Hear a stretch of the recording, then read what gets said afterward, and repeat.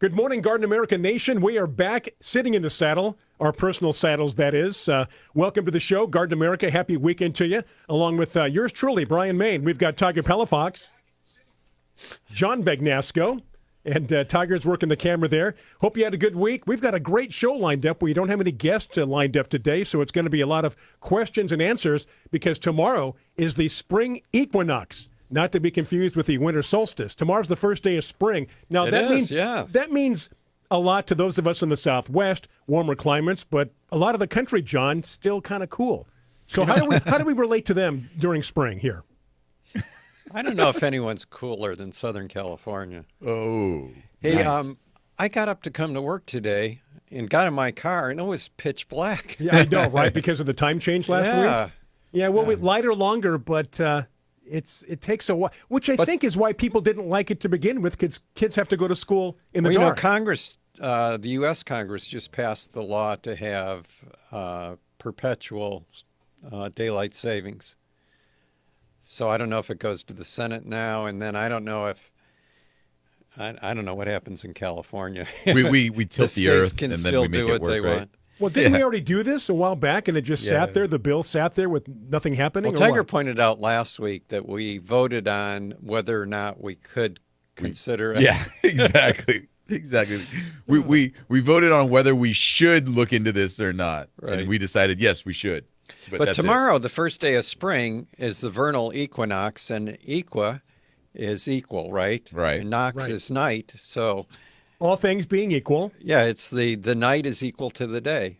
So that's why it's called the equinox. 12 hours of daylight, 12 hours of night. But then it changes after that. The sun crossing right at the equator. Equator. Do you know, too, that everybody thinks of our solar system as the sun is in the center, and we're all just moving around the sun, right? That's the way you guys, we all see it. the sun's in the center? Yes.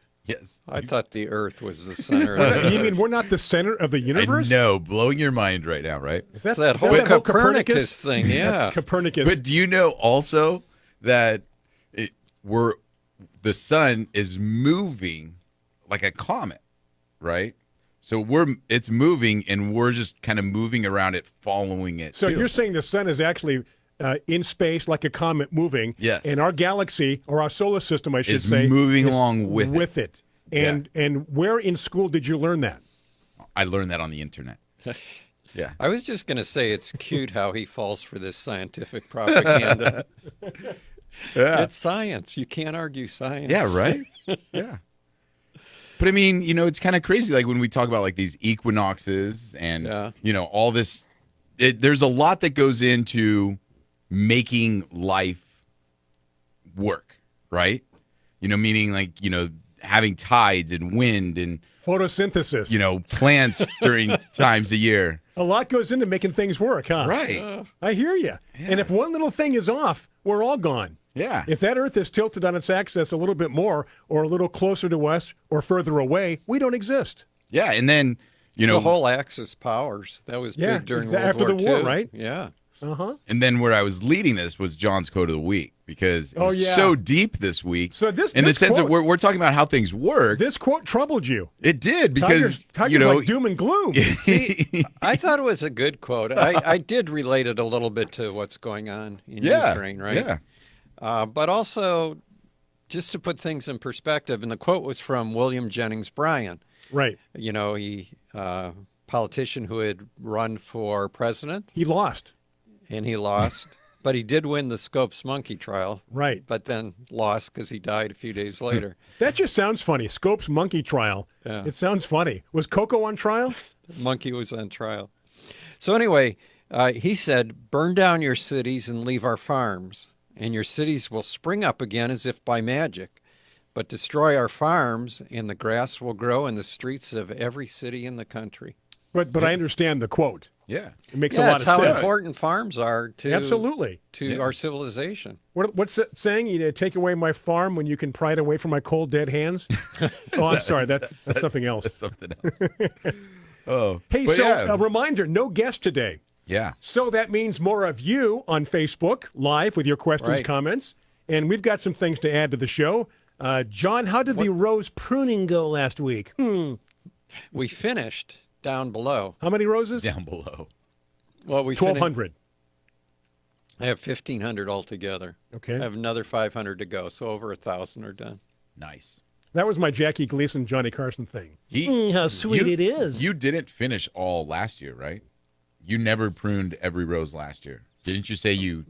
I think by mid-April, I was just about Right. done. So this is But good. I You was might still be working. done this year. I was still working last year at this time. Yeah, that's true. And now I can devote every day to pruning roses. Before it was, I really couldn't start till the time changed. Yeah. And by the time I got home, it was still light. You were taken aback this morning. All the people that are tuned in from Texas, Burbank, Tucson, San Jose, people all over the world, South Africa. South Africa? Is tuned in this morning.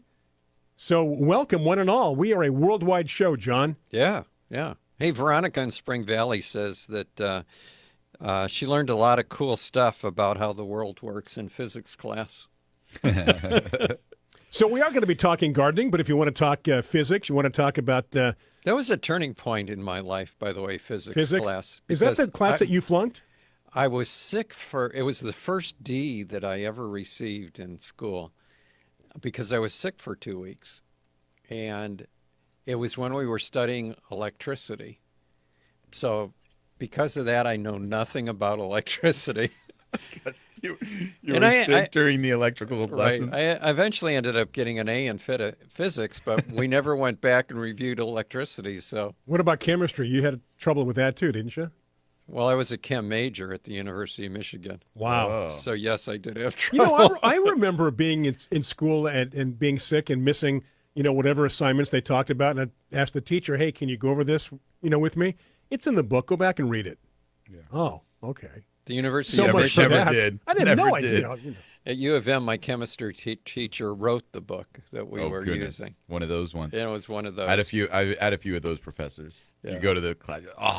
And the it's first their day of book. class, You wrote he the goes, Ugh. how many people here have had calculus? And I was taking calculus at the time, but I didn't have it. I hadn't done it. Sure. So I would say 90% of the class raised their hand. They've already had calculus. Ugh. And the teacher goes, I don't know what the other 10% of you are going to do. You won't be able to do any of the problems. Oh goodness. So Hey, it was speaking an of- uphill battle after that. Speaking of problems, and this is a very bad segue, we've had beautiful weather the whole week. High 70s, low 80s. It's going to rain again? We got clouds? What's going on, John? You're the weather so. guy. We might get some rain tonight. Yeah, Kathy in a little Neelan bit. says it's raining now. Nice. Good for her. Yeah. She And said, I agree with Carla with her statement. what's that? I don't think anything in this world is accidental. Yeah. Here, True that. Carla. Yeah, true that. Yeah. Absolutely. So, again, I think the weather to- is turning in some areas of California, San Diego, Los Angeles. However, if Carla was 100% correct, She wouldn't say, I don't think. well, no, there would be no such thing as an insurance company. Right? Somehow you've got to use that. They protect against accidents. Speaking of something that's not an accident, I brought in a few things for show and tell today. You Yeah. did, and congratulations, because you're going to get an A just for doing that. Well, one was I've brought it in before, but the Pellergonium Cotyledonists is the species. And that's the one we talked about that is endemic, only found in the wild on the island of St. Helena. Oh, the old island of St. Helena that Right. we've talked about. You know who was exiled there, right? Napoleon. Yep. And we were trying to establish also which was the farthest. We never figured out which Oh, was the farthest island. The most isolated isolated. Yeah. that's what it was, continent or isolated. island in the world. Yeah. And I was going to John- research it, and I forgot. John thought St. Helena might be one. I Well, thought St. Hawaii- Helena is definitely in the Atlantic Ocean. Well, it's definitely away The from Pacific is bigger, so there might be something. But that's out how there. isolated this island is that this plant has come from. Yeah, it's Amazing. halfway between the New World and Africa. Just sits out there all by itself. people. Do you know that Reno, Nevada is further west than San Diego? Rita who? Rita, Nevada? Reno. Reno, Nevada Oh, is further west than Southern California. Yeah. yes, I've heard that. Okay. And I didn't believe it. I didn't say Rita Moreno, who, by the way, is in her early 90s and looks fabulous. She's in the remake of West Side Story. Yeah, my wife made me watch the original when we were on our trip to Wyoming back in December. Uh-huh. How can they dance and sing and be happy then kill people at the same time? I never got that. See, back then it wasn't personal. It's just business? Yeah. You remember the mafia, right? Mafia. Hey, we're going to take our first break. We're going to get ourselves back on track talking gardening, landscaping. It is spring beginning tomorrow officially, and we are with you this weekend. I'm Brian Main, John Bagnesco, Tiger Palafox. On the other side, we're going to kick things off. What do you want to start with today, gents? Well, I want to finish talking about the geranium, and then I want to give some tips on how to grow roses from seed. Beautiful. How John's about got his that? seeds with us in studio. So a quick break on Facebook Live, a bit longer on Biz Talk Radio. We welcome Biz Talk Radio listeners. Thank you, Stephanie from Biz Talk Radio. Again, this is Garden America. Back after these messages, speaking of Biz Talk Radio.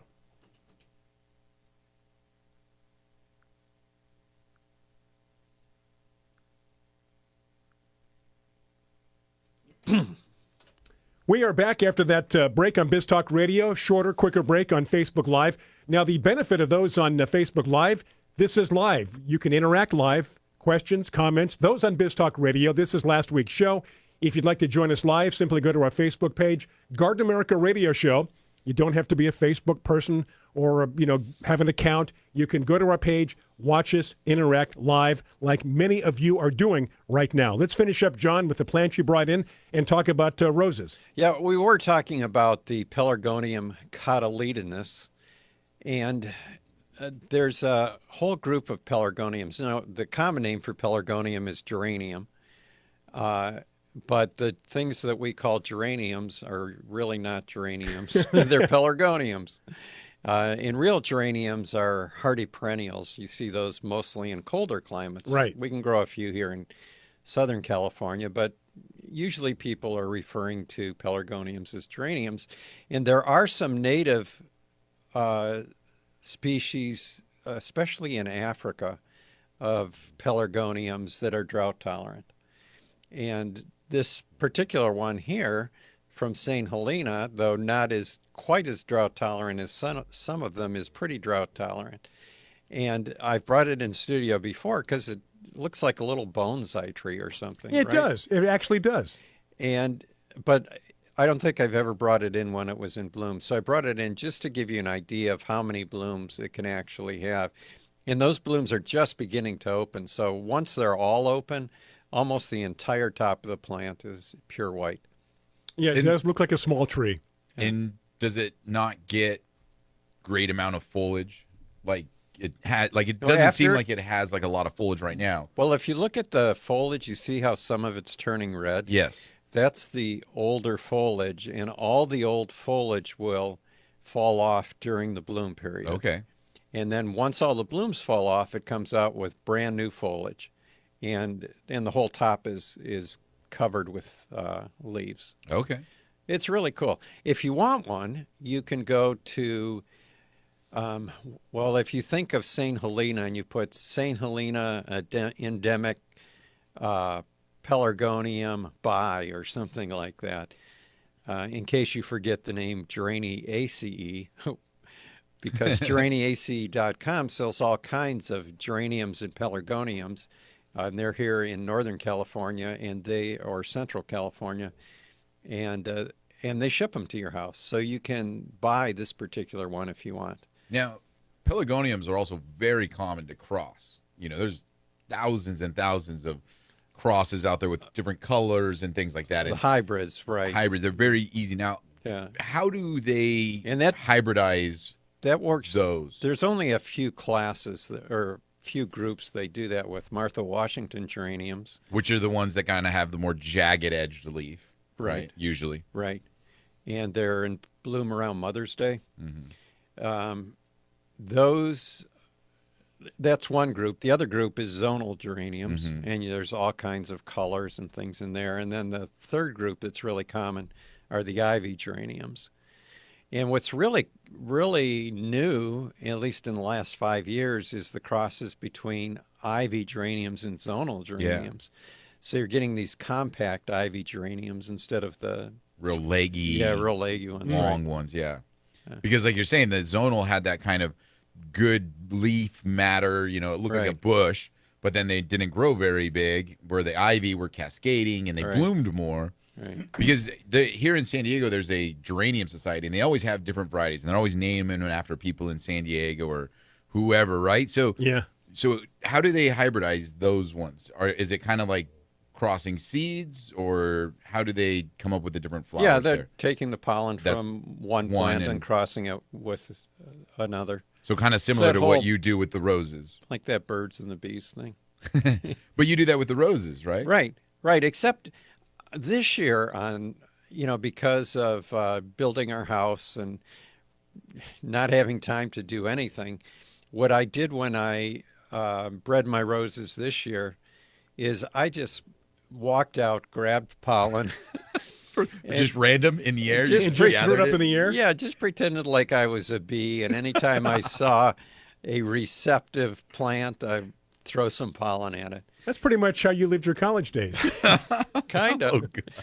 Oh, so anyway, I thought, this year I'm going to try something different, because if you're going to really get into breeding roses, you have greenhouses, you're refrigerating the seeds, you're putting perlite over the seed bed so that you don't get damping off. And I thought, you know what? I'm going to just pick the right pips, take the seeds out, put them in some soil, water them, and see what happens. And they've been outdoors the whole time. And I don't know if you can focus in on those plants, Tiger, but look at how many rose seeds are coming up. And your thought would be, well, if I grow rose from seed, how many years before I get a bloom? Well, I think next month these are going to be blooming. Yeah, it doesn't take long at all. Yeah. And I brought in some seeds to show you, Brian, because look at that. I thought you might want to learn how to actually get the seeds out of the hips. And think of rose hips as apples, because apples are in the rose family, right? Mm-hmm. You knew that. So Tiger's holding up what looks like a red apple, and that's a ripe hip. But then also I brought green hips. Those are like not ripe apples. So the seeds in there aren't going to be viable. They're not ready yet. So if you're going to collect seeds, what you want to do is pick a ripe hip. And then, Tiger, I don't know if you want me to come over and do that or if you want to do it. But if you take the pruning shears and actually cut into that hip. Which way? Either way. Either way. However you want. Just if you get resistance, it's because you're cutting into a seed, so just move over to the side a little bit. And you start to peel the pulp off, and then take the tip of there you go. If you take the tip of the pruning shears, you can put it into that hip, and you can pull the seeds out. There you go. And you can get anywhere from 1 or 2 seeds to up to 30 seeds in one hip. Wow. So just think, if you plant those, everyone's that germinates will become a different rose variety. Isn't that something? No wonder that's exciting. Yeah. If you want, you can take those home and see if you can grow them, because I know the ones you got from China didn't work for you. You mean the sesame seeds? Yeah.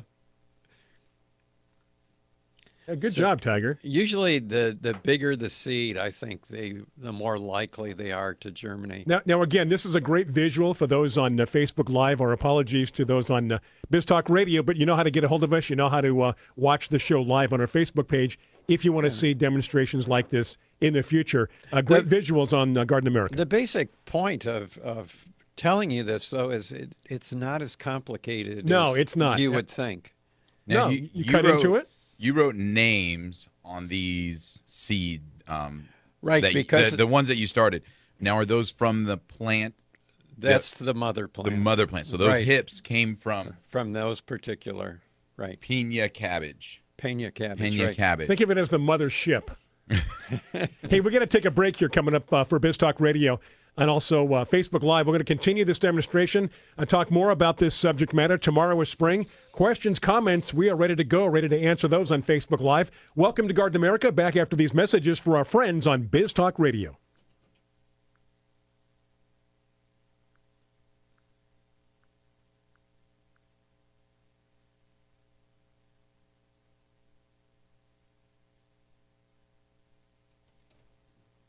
Welcome back to the show. This is our third segment, hour number 1 for those keeping track on Biz Talk Radio. Welcome. Don't forget about our YouTube channel, Garden America Radio Show. You can watch all the previous shows, archive shows, on our YouTube channel. Be sure to like and share.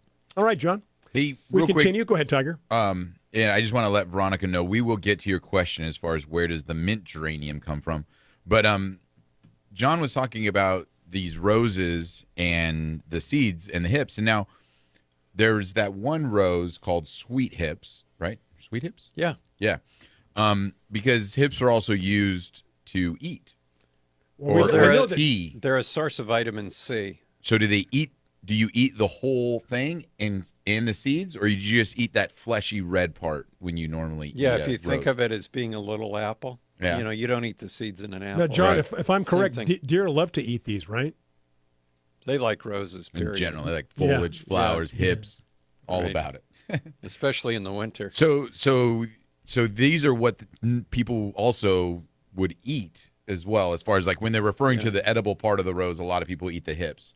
So right, they're this usually is the part. rose hips are usually used to make tea. Yeah. Like rose hip tea. But the variety called Sweet Hips was bred by Dr. Keith Zeri, who used to be with Jackson and Perkins. And he bred it to be a larger fruit, so closer to an apple size. Probably they can get up to the size of not quite a ping pong ball, but almost that size. So, and supposed to be good flavored. Most rose hips are either insipid or don't have a good flavor. But Sweet Hips is supposed to be good. I have a Sweet Hips plant at home. So, all right. So that's that. And so, what do you think about that? I had so many things running through my head, and I thought none of this is appropriate for the radio. but no, so that's a good insight on how you can do different roses. And now, so these ones that you have started, right? You're going to let them get to what size? 2 inches tall? I'm going to let them bloom where they are. Oh, really? Yeah. So dense in those pots. Because, I mean, in this one pot here. How many are there? I'm looking at maybe 12, 13 plants. Right, and a lot of those haven't come up yet, too. Right. So, wow. You're going to let them all bloom in there? I'm going to let them bloom, and if there's something, because those are just a few of the seeds I have, but I would say right now I have over 100 plants up. So if there's something in the plant when it blooms that attracts my attention, and we'll see what happens. Yeah. Do you remember that they always had you in different? Well, I went to a Catholic school when I was growing up, and we had different reading groups. So you got the ruler on the knuckles quite a few times, didn't you?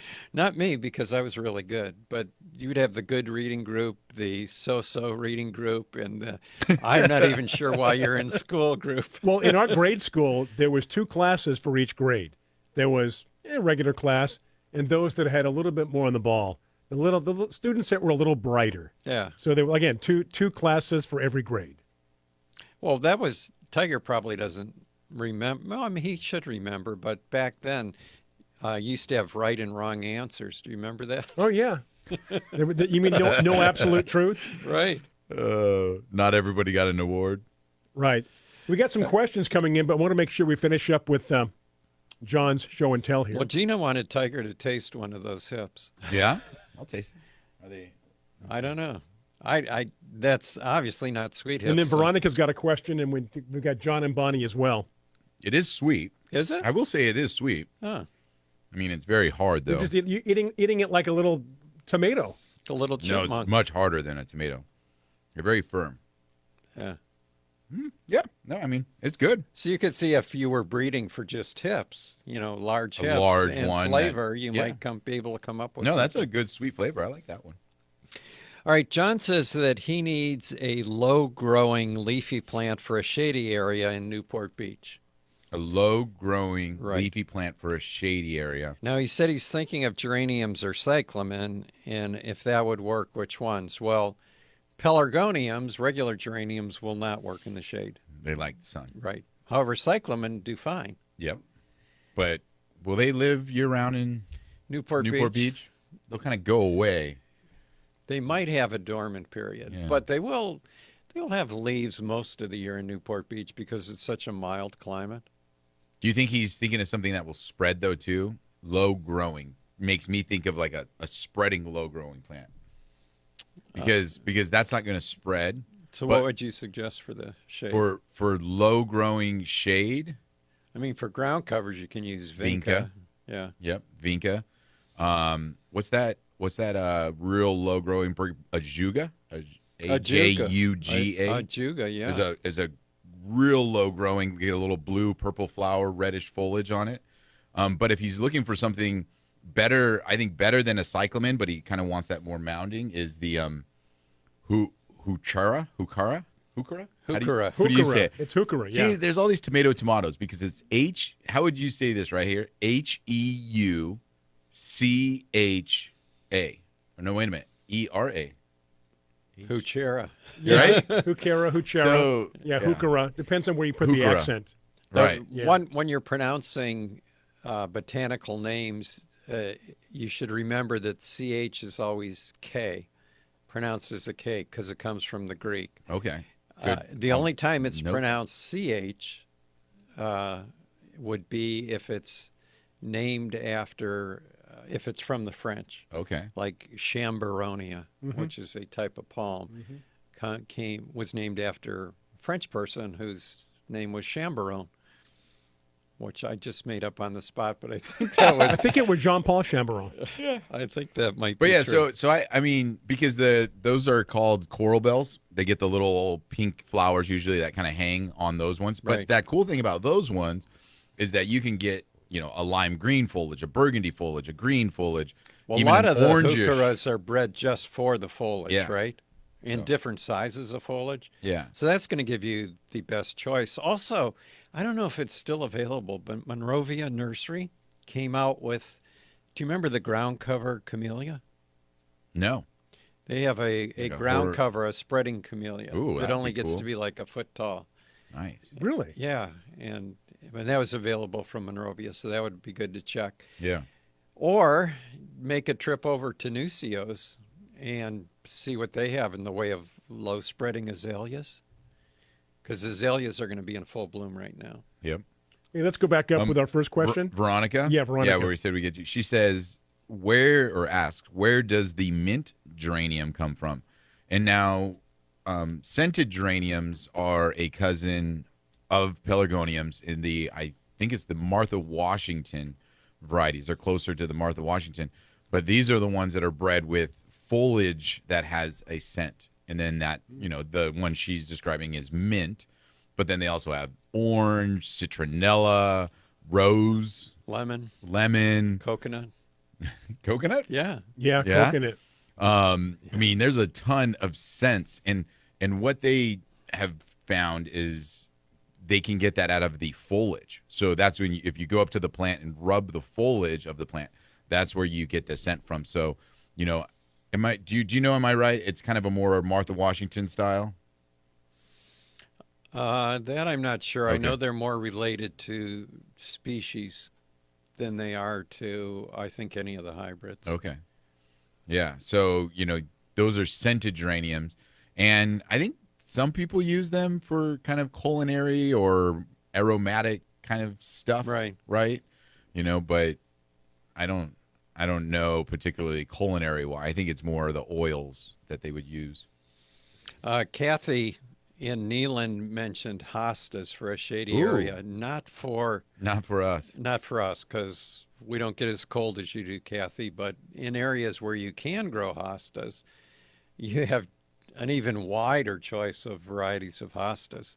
Such cool plants. I remember going on a garden tour in, I think it was Indianapolis, and we went to a home that had a hosta collection, and they had 140 different hostas, Wow. all different leaf sizes, colors, And then people. and there's also no snails. I was just gonna say it's not just the cold. No snails. It's where it gets cold enough that hostas grow, the snails die, Right. and so they have less population. Right. But here in Southern California, because our snail population doesn't die, that right when those hostas come up, they don't even have a chance to really leaf No. out because they're already snail food. You really have to stay on top of the snail bait when it comes to hostas. It is break time once again. And then let's see, Kathy. No, we answered her question. We got a fountain question just prior to that. Who I can't see the name, John. Well, maybe during the break you and I can discuss it. Bottom line is we're going to get to your questions here on Facebook Live. We're going to take a break for our friends on Biz Talk Radio with John Begnesker, Tucker Palafox. I'm Brian Main. Stay with us. As they say in radio, TV, media, we're coming right back after these messages.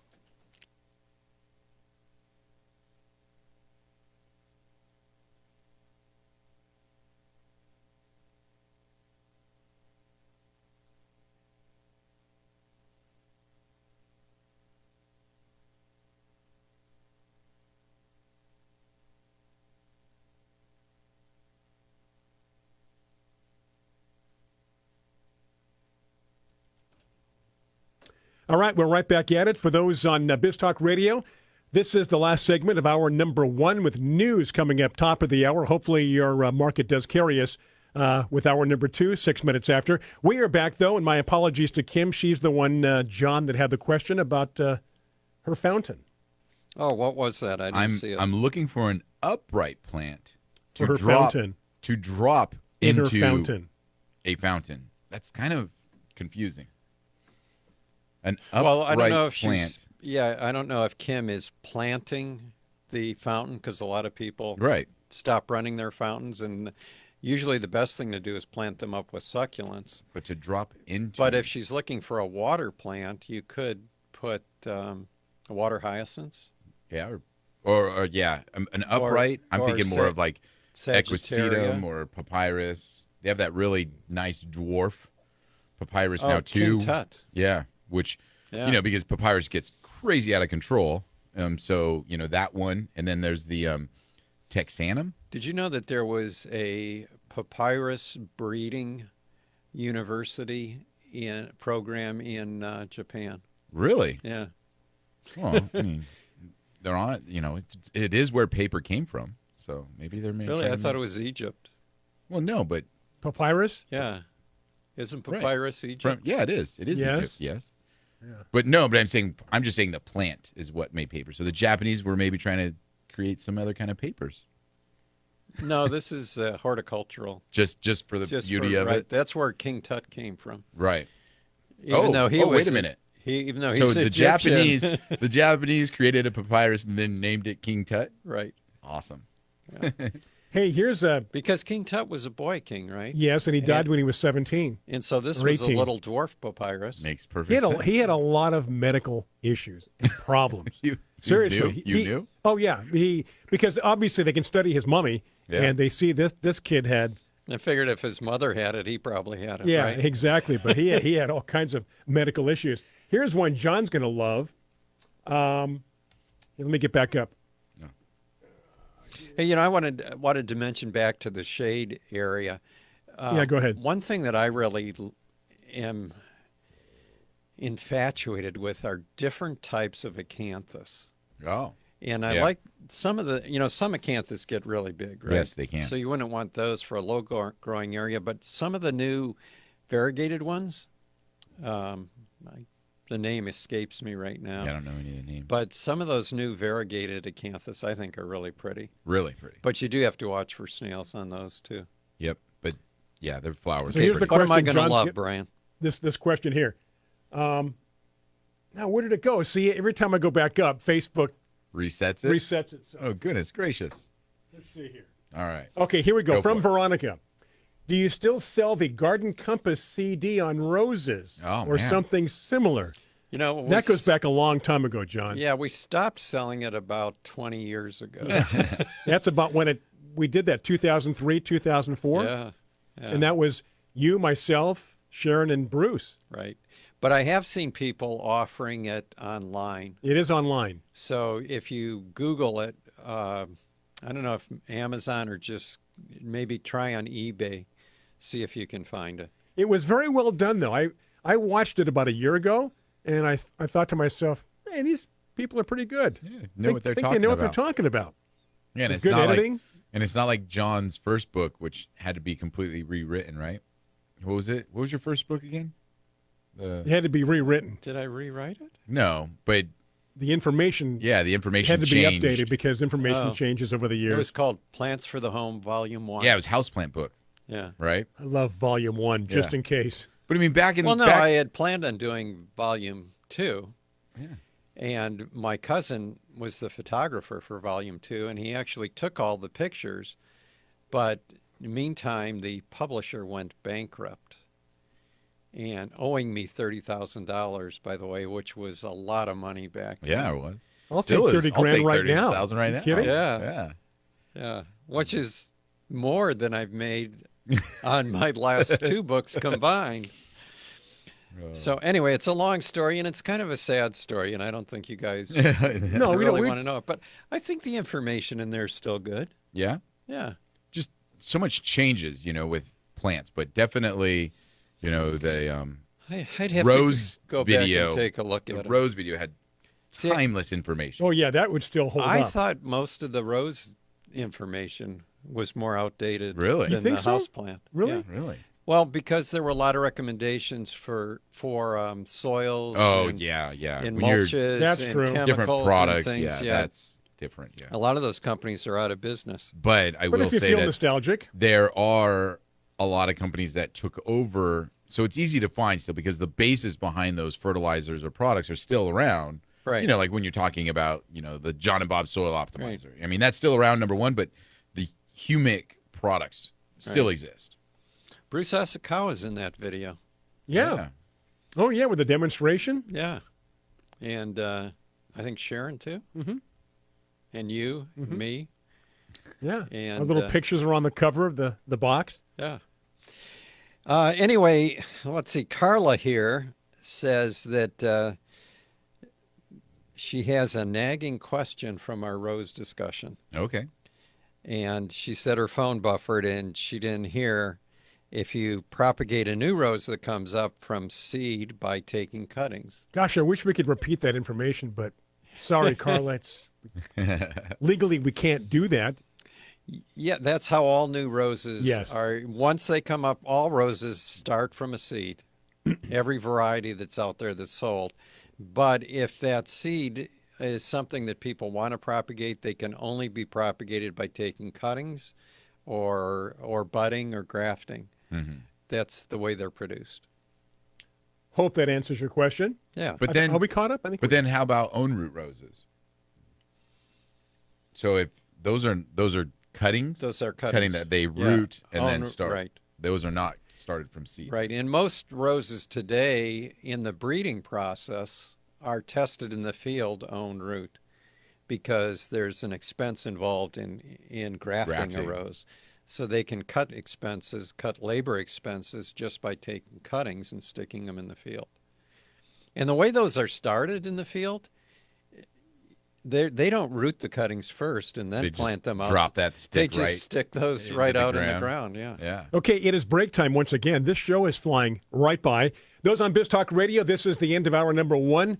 Again, news coming up top of the hour, back at 6 minutes after. Hopefully your market does carry us. We're going to continue here on Facebook Live and, of course, Biz Talk Radio with your questions, your comments. Keep them coming. A great demonstration, show and tell on rose hips, as Tiger showed you with John's instruction and Tiger tasting it with a very sweet taste. Much more of that and other things happening. Hour number 2, Biz Talk Radio, and, of course, our next segment here on Facebook Live. Stay with us. This is Garden America.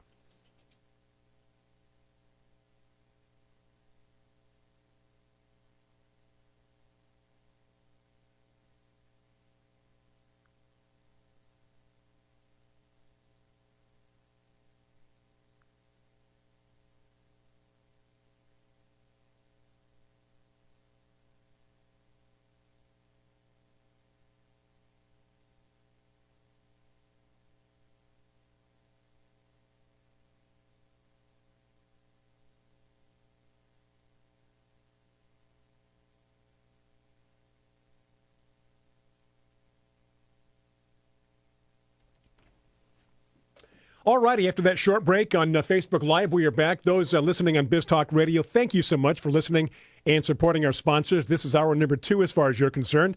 with those of us on Facebook Live, it's just one continuous show. We keep on going.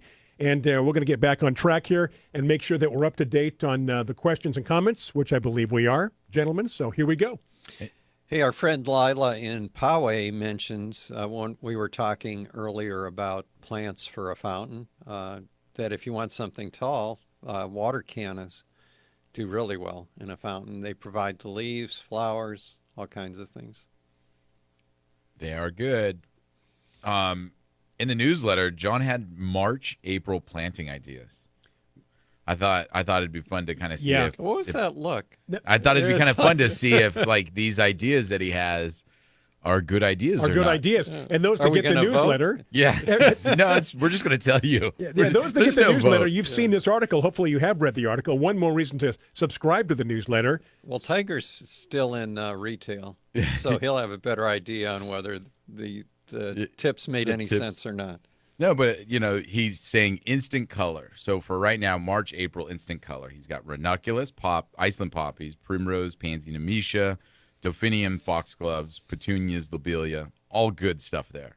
Lots of color right now coming into the market for sure, because we are in Southern California and we get the luxury of being able to grow these things right now. Right. Are the flower fields in bloom Yes. right now? They are. Should be. They are in prime bloom right now, which is a ranunculus, which is a Teculoti ranunculus. Teculoti ranunculus. Yeah, exactly. Do you know what a teculoti is? It's a canyon. It's a canyon with a golf course. But the teculoti It's a species. is a burrowing owl. Oh, is it really? Yeah. I thought it was a Species some of kind owl. of coyote. No, But they burrow. it would be Coyote Canyon. Yeah. A teculoti is a burrowing owl. Right. That's so why is teculoti an Indian name for the burrowing owl, do you know, or is it a Spanish name? Do you know? No, I don't. No. All right. Because I'm sure it's not an English name, right? Like No, it's definitely not English. I believe in the old days when I used to golf at Teculoti, they had an owl Really? as their logo. Right. Yeah. Oh, the burrowing owl. Perennials, Armeria, Columbine, coral bells. We were talking about those. Shasta Fucurus, daisies, lavender, penstemon. Penstemon's amazing. So many new varieties of penstemon too, which is awesome. Penstemons are one of those really good flowering perennials. Yeah. It used to be kind of a weak, floppy perennial. But now they've got some, large flowers and exactly, really good plant. Nobody likes weak floppy. No. Nobody. Yeah. Summer veggies, artichokes, carrots, radishes, lettuce, tomatoes. Towards the end of the month, don't waste time with peppers, squash, and melons. It's still too early. Right. Yeah, because if you put a pepper in now, it's just going to sit there for what? Right. About 2 months? A month. Unless it dies. much like my peppers are right now, just kind of there. Yeah. Same thing with melons. Yeah, and squash. They need warm temperatures to germinate. So if you plant the seed, they're not going to grow. If they do germinate, they'll probably die off. Yeah, or if you plant the plant, there's a really good chance it just will die before it has a chance to really grow. We read, I'm trying to think when this happened. Do you remember in England there was some kind of phrase, but I remember that farmers used to drop their drawers and sit on the soil, and they could tell from the temperature of the soil on their undersides whether it was okay to plant certain things. Okay, now we turn the light off and go to bed. Do you remember that? I don't. Remember we used to have those short forms that we did for news stations?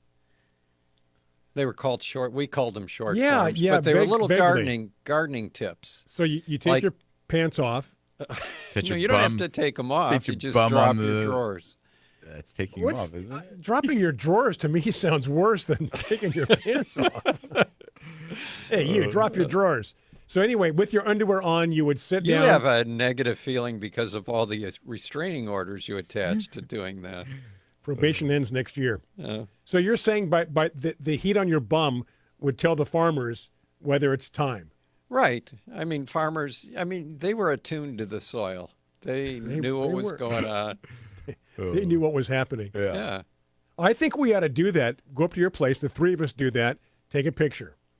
Put it in the newsletter or on our Facebook page. Is that kind of like when the groundhog sees its shadow or not? Right, exactly.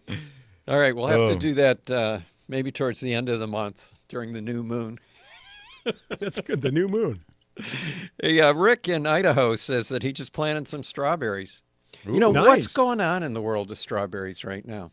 As far as Anything new? Because I remember, God, maybe 20 years ago, there were a whole bunch of hybrid flowering strawberries Yes. that came out with pink flowers. that's all the fad right now. And, Is it? Yeah. And it's funny you say it because I was going to say really the only thing new I see is they're making plants that are more focused on the flower Right. I know, than the the berry. actual berry. So because like you're saying, super bright pink, different color. Aesthetically pleasing. Yeah, but then the fruit is just kind of So-so, not as quite as good. Yeah, it fruited. Great, wonderful. So I'd say that's kind of because these plants, they're just covered with blooms. So you're really a lot. Where normally when you see kind of like a strawberry plant, there's not as many flowers on it, and they're just that white kind of flower. But the berry basket and stuff. Oh, and we did last week talk about how we were going to talk about berry plants. Right. Well, And yeah. I had a tough time trying to lock down the interview. I went through a few different channels, and it was just a difficult thing. But that is one thing that they are working right now on. Fall Creek Nursery is a nursery up in, I think it's Oregon. Yes. Can't remember. Yeah. Has done a wonderful job of breeding different blueberries and then also compact raspberries and blackberries. And they fall under the name Bushels and Berries. And Star Roses is the one that actually has the right to those plants, that are the producers of those plants. So aside from the blueberries, these are like the raspberries and blackberries called Bushel and Berries, Star Roses, and you'll find local producers of them where they are containered berry plants that still get good fruit, stay compact, thornless, wonderful plants to keep in a pot. And if you're a blackberry, raspberry, lover, definitely something I would recommend doing, especially because we all know that these berry plants are normally big, thorny beast of plants that, are difficult to work with. And, these are great things that you can keep on your back patio, and the kids can go out and pick the berries without running the risk of getting completely Sure. Torn without up. having to wear a leather glove. So really neat stuff. So Star Roses is the producer of them. So if you're looking for the Bushel and Berry plants, if you go to Star Roses online, they will be able to point you in the direction of where locally they have them, or they probably can even actually order them online. I imagine Star Roses also has an online portal for ordering plants as well. So, but Go ahead. No, but the blueberries from Fall Creek too, they're coming up with just really neat varieties. Again, more kind of container focused, but even flavor focused. I was talking with a rep, and they're really moving into the way of like what John was saying, where they're trying to get that really big fruit on the plant. Right. So not so much on like numbers of fruit, but more like getting really big fruit on there. So if you give me a minute, I'll share some of the ones that he shared with me about the ones that have that large fruit. Rick's got a couple of questions too, John. Okay. Have you guys heard about, I was looking at Loghouse Plants, our friend Alice's website, and she's selling this year the Raspy Berry, which is a strawberry that tastes like a combination of raspberry and strawberry. Interesting. Yeah. Do you have that? No, never even seen it. Did you say Rastaberry? No. Rastaberry. No, that's a combination of something else, and you just use the leaves.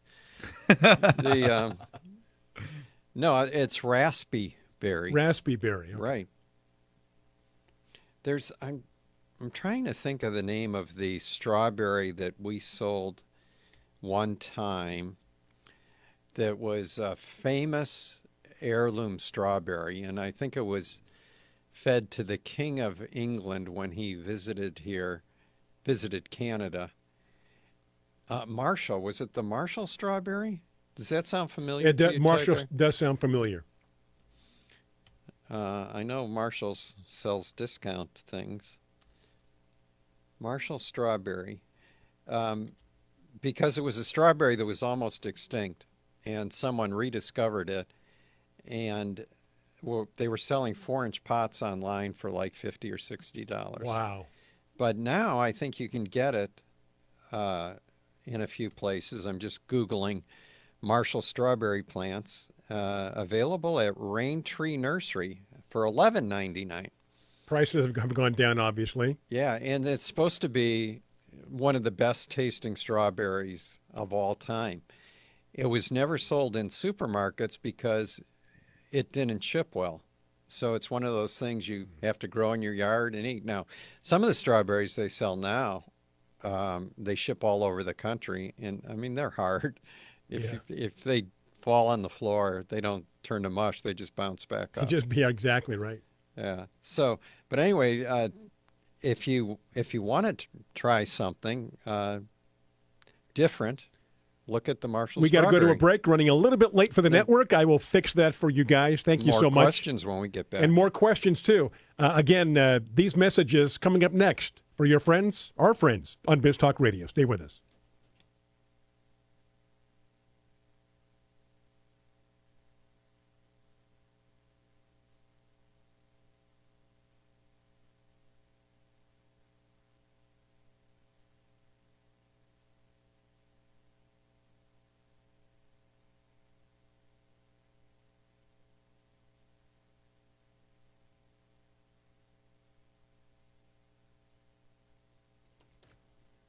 All right, we continue. If you're new to the program, welcome. This is Garden America.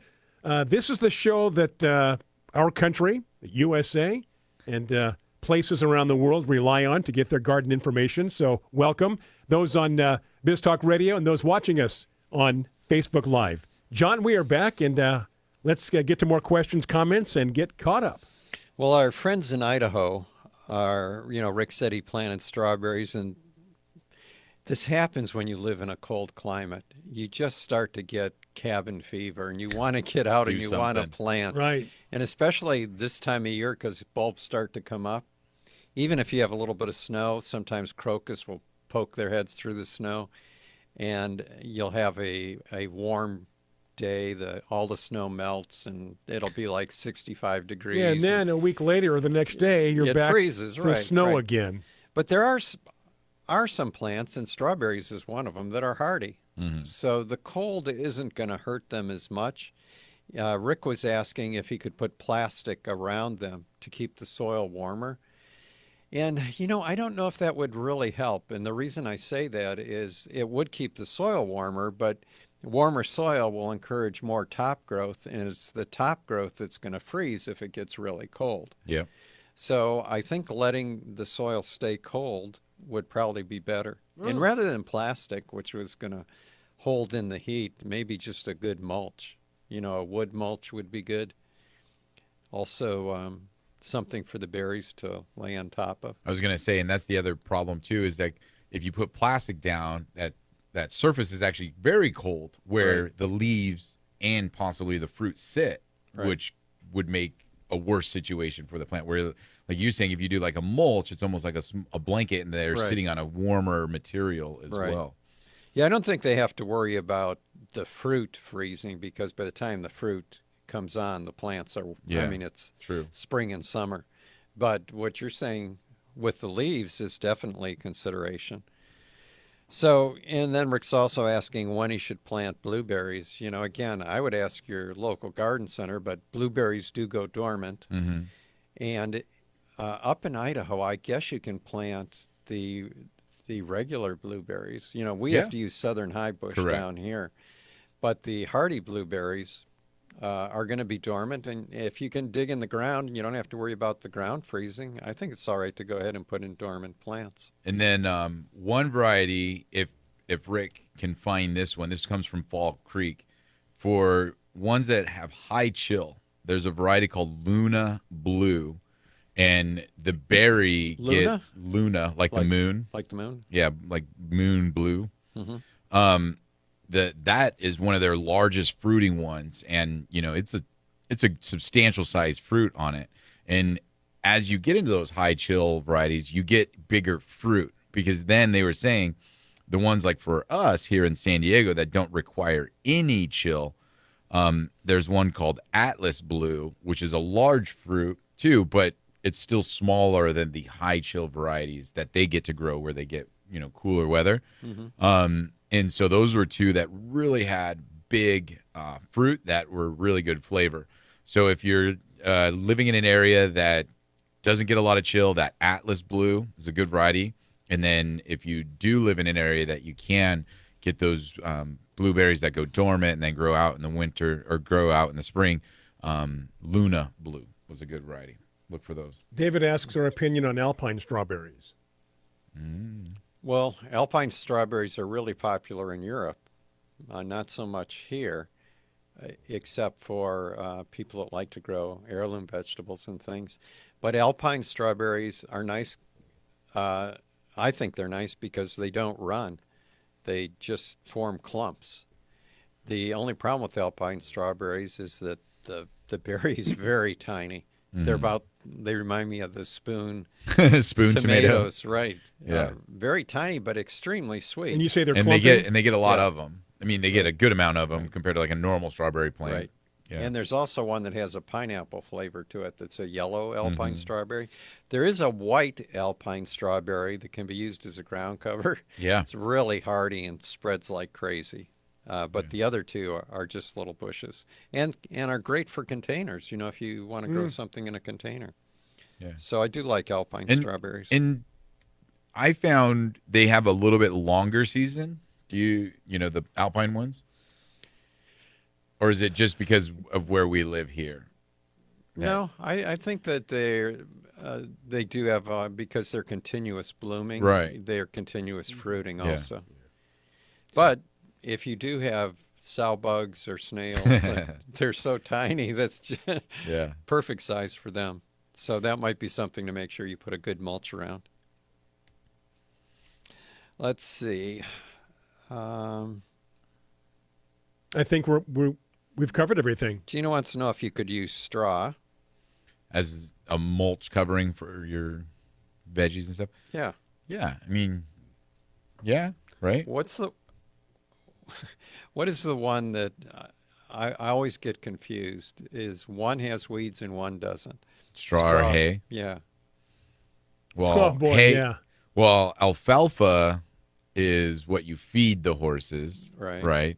And then straw is what they use for bedding. Okay. So use straw, not hay. Yeah. If somebody out there is thinking we don't know what we're talking about, that's probably true, and you're welcome to correct us on that. If you have horses and you know exactly which one. Yeah. Do strawberries like steer manure? Do they like it? Yeah. It just depends on the source of steer manure. Yeah. If it's dairy steer and it's loaded with salts, nothing's going to like that. And especially in Idaho soils with a lot of clay, the salts aren't going to leach through as quickly as they would otherwise. So it depends. Usually, organic materials of any type are good for soils. Right. So, but a little steer manure wouldn't be bad. But like you're saying, excessive. Some people go, oh, I got a free truckload of horse manure, and I'm going to put it in my garden, and it's like, okay, that's going to, burn. Did it have a chance to compost yet? Which means, if it hasn't, it's going to burn everything that you put it on, exactly. or and if depending on where the farmer kept it, is it going to have a bunch of weed seed matter in there? And so horse manure is excellent fertilizer, by the way. Yeah, if you could get a truckload of it, I would take it. There's plenty of truckloads up by you. Yep. You got to dump it in my rose bed, though. Yeah.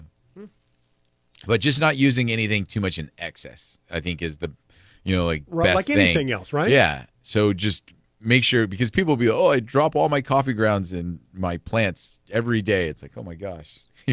Straw for bedding and mulch from Veronica. All right. Veronica also said that the pineapple one spreads everywhere. The strawberry. Right. Yeah, she could be right. All right, we're going to take another break as, time is zooming right by. 2 more segments coming up. Plenty of time for those questions, comments. And by the way, very intelligent questions and comments this morning coming from our Facebook viewers and listeners. And again, welcoming those on Biz Talk Radio. Going to take a quick break. I'm Brian Main, Tiger Palafox, along with John Bagnasco, back after these very important messages on Biz Talk Radio.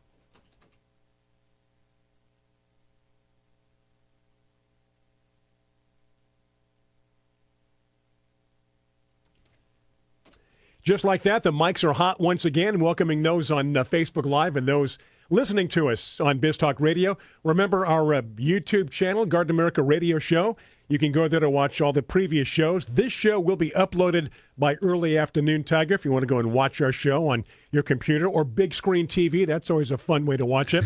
And again, be sure when you're there on our YouTube channel to like and subscribe and tell everybody about this show. A lot of people tuned in this morning, noticing the viewership becoming more and more, Tiger. Well, I mean, it's a big time of year for garden lovers. You know, we're talking what vegetables to plant now. We're talking about the flowers changing. And that's the funny thing, too, is when you go into a garden center and people are still asking for pansies during this time of year, which, I mean, I understand we live in Southern California and people still have pansies in their yard, but we're making that transition from pansies to petunias. Where, that just sounds fun, right? Making the transition. So, into these warmer plants that are going to like the longer days, warmer weather. So there's a lot to do right now. Yeah, for us. sure. Or at least prepare. Yeah. So, John in the newsletter was also mentioning planting some of the trees and shrubs, and he recommended some citrus trees right now. All the fruit trees, even the stone fruits, the apples, the nectarines, the apricots, those would be good to be planting right now.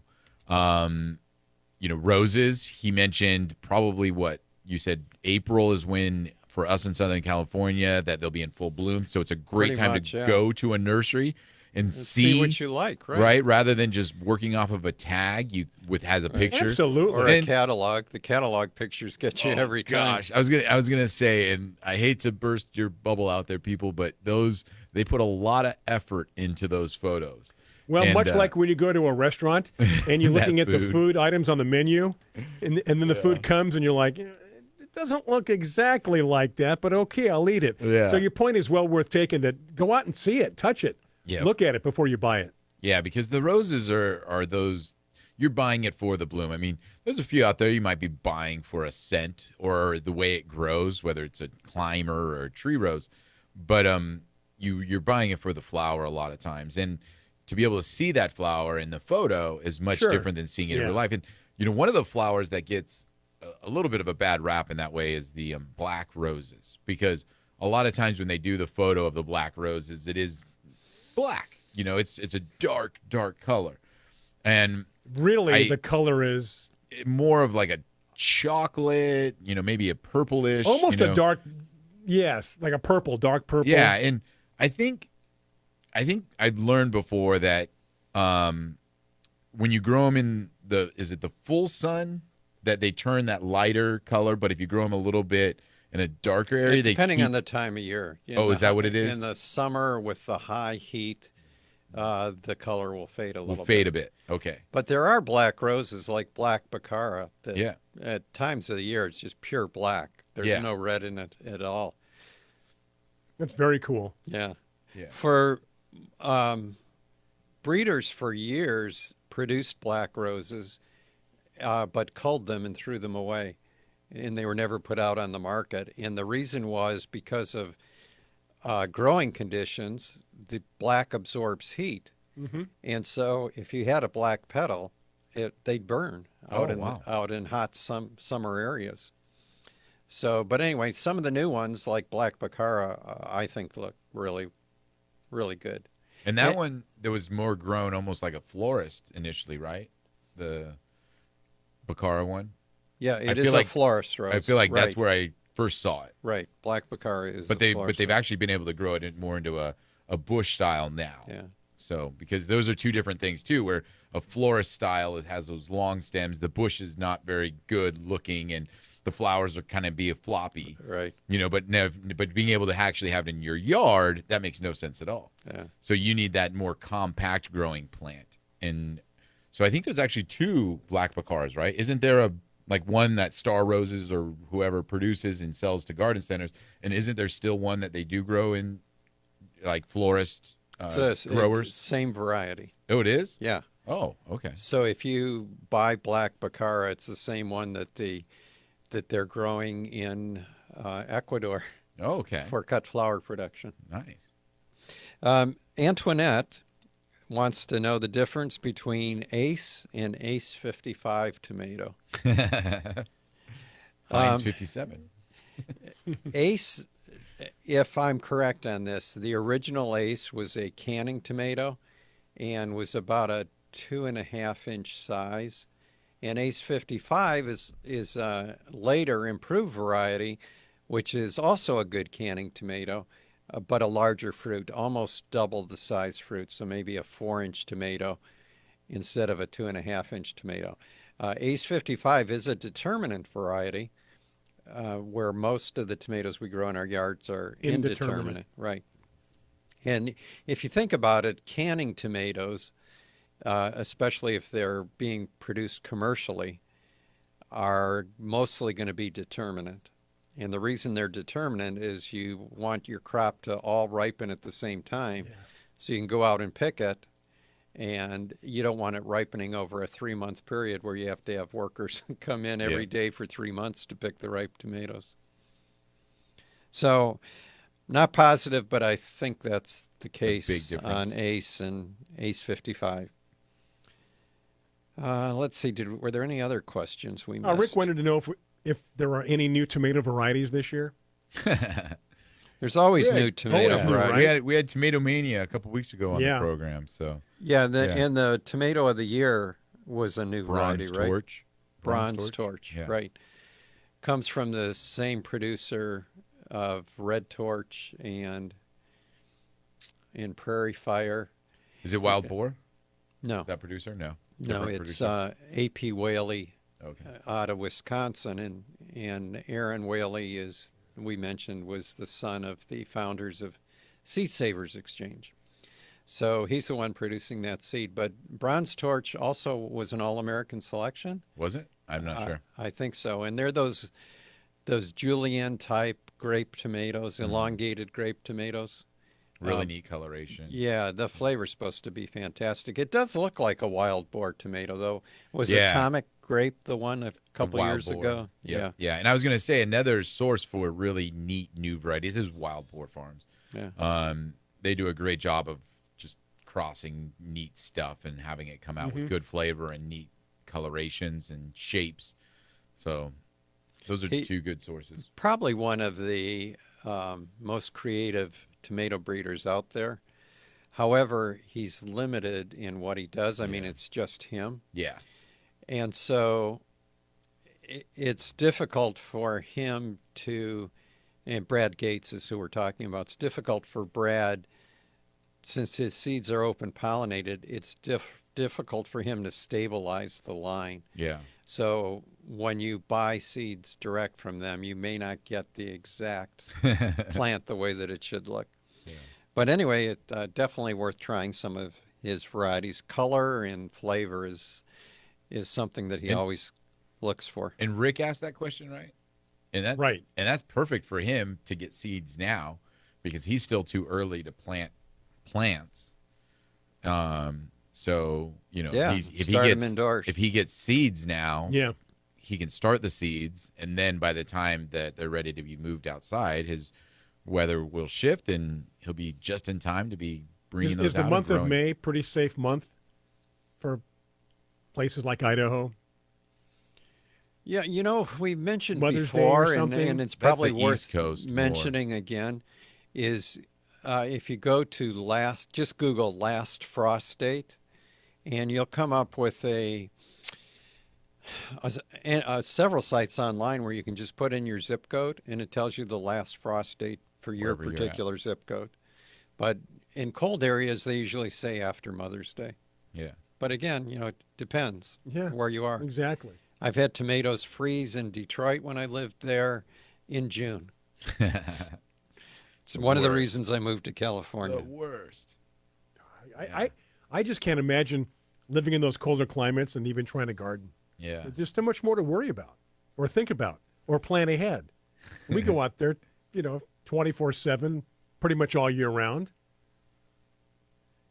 You wouldn't be cutting back roses. John wouldn't be cutting back roses. His roses would have already been cut back by themselves by the ice storm. Yeah, depending on what climate you live in, you might not have to cut back roses in the spring. All you do is cut out dead wood. Yeah, exactly. Whatever is frozen. Okay, we're going to take this opportunity to do our break. We've got one more segment coming up as we continue on your Saturday afternoon, Saturday morning here with your friends on Garden America. So again, one more segment coming up. We're going to take time out for these messages on Biz Talk Radio, and then us here, Garden America, Brian, John, Tiger, coming right back. Stay with us.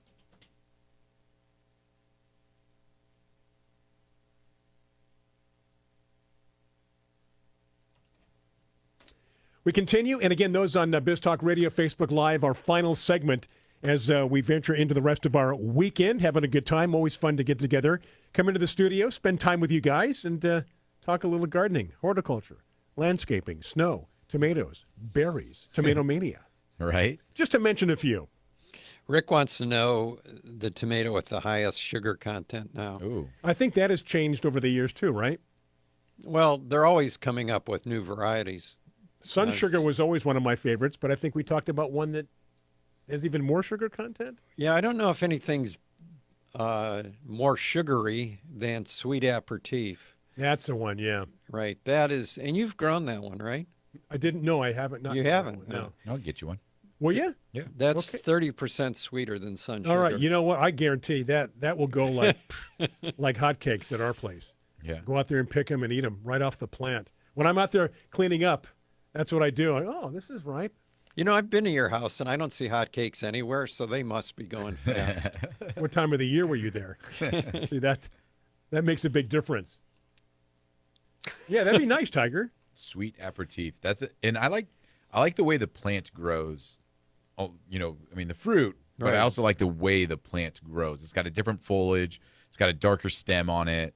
I don't know. It's a good Really looking productive, plant. lots of fruit. Yeah, good looking plant along All with. right. Do you want me to shoot you a text this week? Please remind me because I'll forget. When we used to sell ketchup and fries, Uh-huh. Oh, yeah. the tomato part of the Ketchup. tomato potato, the tomato part was sweet aperitif. Oh, really? Yeah. I didn't know that. Ketchup and fries. It's a funny Yeah, great marketing thing, right? tool, though. Yeah. That was my name. Came up with that. Yeah. Trademarked it. Way to go. All Carla my great says names never get trademarked. Yeah. Carla says that she would go pick blueberries when she would visit family in Canada. Uh-huh. And I remember doing that visiting northern Michigan also. And she said the berries were tiny and a lot of hard work to fill a container. Oh, bummer. And you also had to watch out for bears. Oh, goodness. I'm not a bear guy. What do you... I'm not a camping bear guy. Take a chance down the trail, bear cubs, mother salmon, rivers. I love that, part of the country. Mm-hmm. But if there's bears walking around, I don't trust it. I don't trust them. It's weird. trust Other people are like, oh, look, there's a bear. Let's get a picture. How about a selfie with Yogi Bear? Oh, goodness gracious, no. You're not a bear guy either, are you? You had stories, camping did have stories of bears stories. chasing Oh, you, yeah. right? Yeah, well, my little brother David, when our first trip camping, we came from Michigan, drove out to California, and then drove back. But we were in Yosemite, and I kept telling them the whole time, we're going to see bears, and they thought I was kidding, because we had driven all the way out here from Detroit and never saw a bear. Well, camping in Yosemite, I told them we were going to see a bear. And you're in tents or And cabins? we were in a tent. Okay. And I've told this story on air before, but my brother Tom, who was about 12 at the time, and my brother David was about 6. And my brother Tom thought he would scare my little brother. That's what big brothers do. Yeah. Yeah, so our tent was by a creek, right? And Tom says, hey, Dave, I think I see a bear over there on the other side to scare him. And my brother Dave goes, yeah, I think I see it too. And there was a bear there. But they didn't know that, right? Well, when he said, Dave saw it. So when Tom looked again and saw the bear, he grabbed my brother Dave and started running up the hill. Oh, goodness. And the bear started racing across the creek, chasing them. Yeah. Makes sense. Sure. That predatory instinct, right? Yeah, and got to within about 6 feet of catching them. And my wife... 6 feet that's like a 6 foot person. There's arm reach. That's right, arm reach, right, exactly. Right. And they both were running towards my wife, who was up near where the car was parked. Who was 14 at the time. She was actually 17 at the time, and she wasn't my wife yet. She was my fiance. Anyway, so she sees them racing towards her and a bear coming, and she wants to get into the car, right? So, because it's got to be safer in a car than it is outside. So she goes to open the car, and the car doors are locked. Oh, good. Oh, my gosh. So she couldn't do anything. She panicked, and she screamed at the top of her lungs. And when she did that, it scared away the bear, and the bear took off running the other direction. Wow. But otherwise, who knows? This would be a different story today. Yeah. Well, I like Tanya's got a story, too. Spent their honeymoon in Yosemite, backpacked in. Bear came at night, ripped our backpacks, ate our food, stored high up in a tree, hiked back out in the morning, shortest honeymoon ever. Wow. And I John, think that was the same bear, maybe. How about this, John? 9 p.m., KPBS, Stevie Nicks. What? What? Stevie Nicks? Look, read the Facebook from it's Lila. under it's under Lila? it's under Harry's name. Yeah. Yeah, Lila. See, they remember John.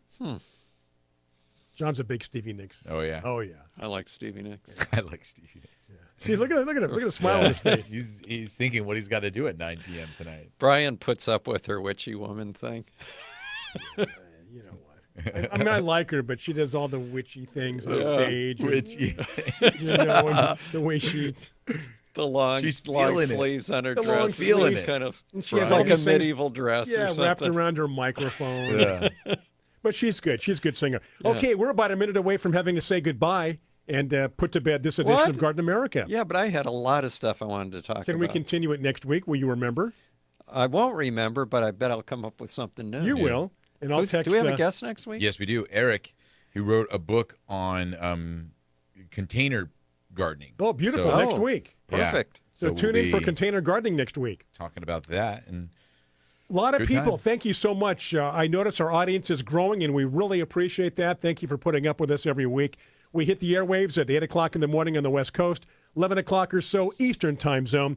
Enjoy the rest of your weekend. Tell your friends about us. Go to our website, gardenamerica.com, our YouTube channel. A lot of ways to watch and listen to our show. For the entire crew, let's give Daniel, our IT guy, a little bit of credit. Tiger Palafox, John Bagnasco, I'm Brian Main. Enjoy the rest of your day. Have a safe week, and we'll do it again next week right here on Garden America. Take care.